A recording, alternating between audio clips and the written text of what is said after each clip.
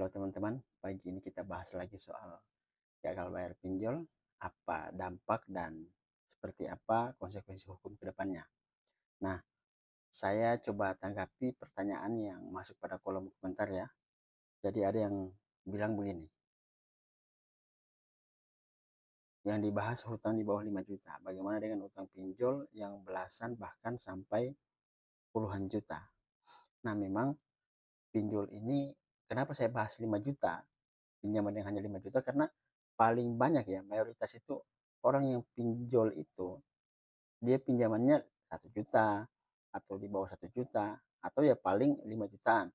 Kalaupun ada yang sampai puluhan juta ya itu sedikit dan kemungkinan untuk gagal bayarnya itu sedikit juga karena kan sedikit yang pinjam. Tapi eh, gugatan ataupun laporan ataupun proses hukum terhadap gagal bayar pinjol ini meskipun yang ratusan eh, atau puluhan juta, ratusan nggak ada ya, karena setahu saya nggak ada platform yang menyediakan platform fintech ini yang menyediakan apa namanya limit sampai ratusan juta.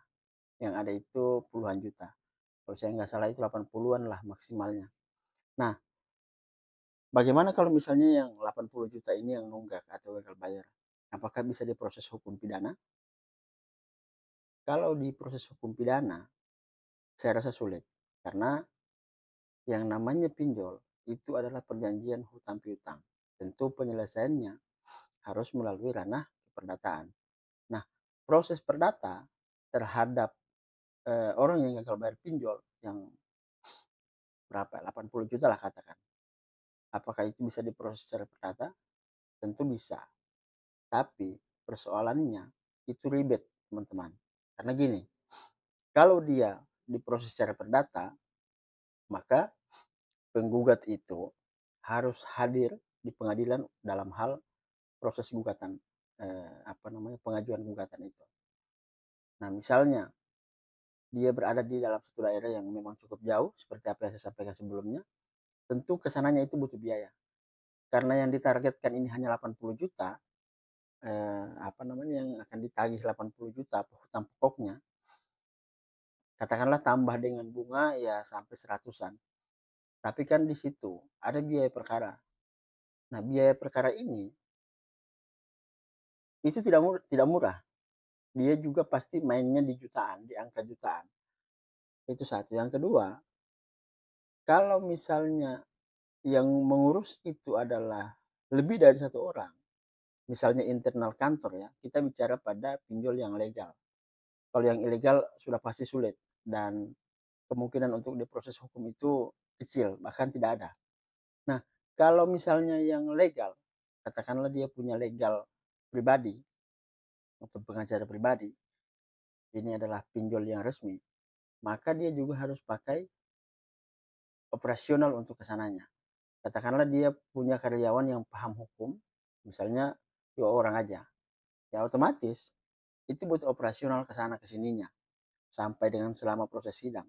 Nah, apalagi kalau dia tidak punya apa namanya staf legal, artinya dia pakai pengacara korporat. Nah, tentu biayanya lebih tinggi lagi. Kemudian yang berikut, kalaupun dia menang di dalam gugatan tersebut dan si tergugat ataupun nasabah ini mengajukan banding, itu prosesnya pasti lama lagi. Kemudian yang berikut, kalaupun dia kalah, dia kasasi lagi, waktunya lebih lama lagi. Dan kalaupun ya kasasi itu sudah berhasil dimenangkan oleh si eh, apa namanya pinjol ini, si pengurus pinjol ini, tentu harus ada yang namanya eksekusi. Nah, yang mau dieksekusi ini apa?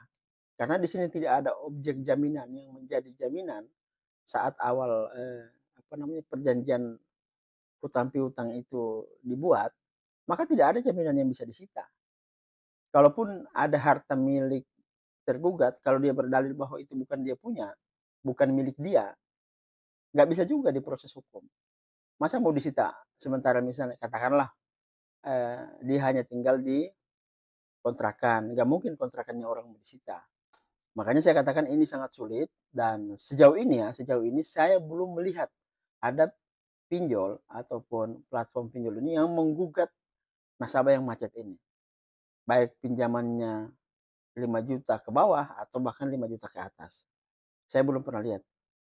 Nah, untuk proses hukum di kepolisian itu juga sangat tidak mungkin karena bertentangan dengan undang-undang HAM.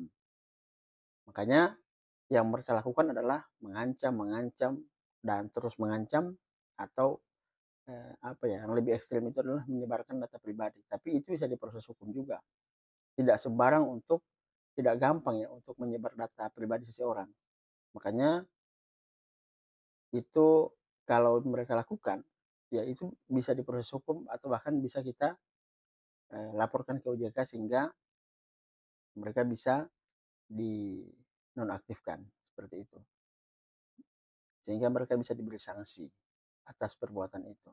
Tapi sebaiknya sih kalau menurut saran saya, kalau memang ada yang menyebarkan data pribadi seperti itu jatuhnya ke ranah pidana. Sebaiknya dilapor secara pidana.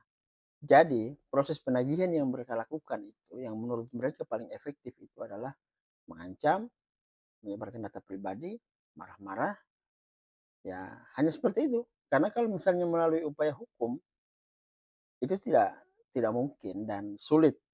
Yang namanya menagih hutang, itu pasti sulit.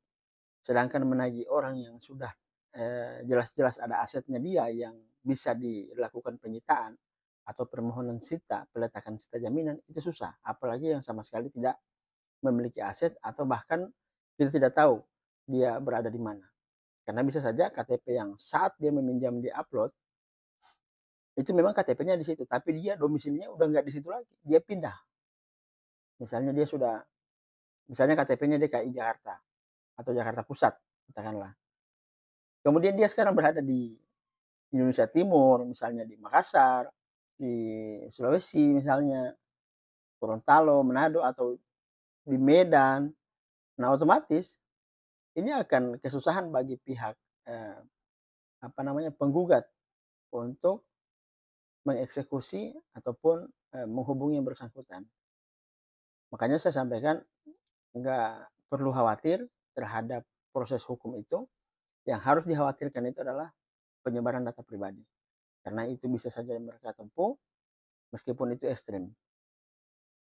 Oke teman-teman, itu tanggapan saya terhadap pinjaman online yang gagal bayar. Pinjamannya itu puluhan juta.